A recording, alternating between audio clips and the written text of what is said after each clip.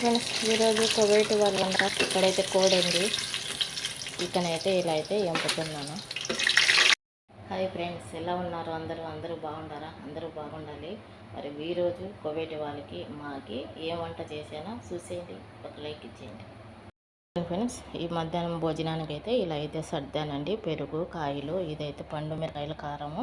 ఇక్కడైతే మూడు ఐటమ్స్ ఆకులు అనమాట. ఇదైతే కీరకాయ, నిమ్మకాయ, పెరుగు, ఇక్కడైతే ఊరగాయలు అండి. ఇవన్నీ వాటర్ అనమాట.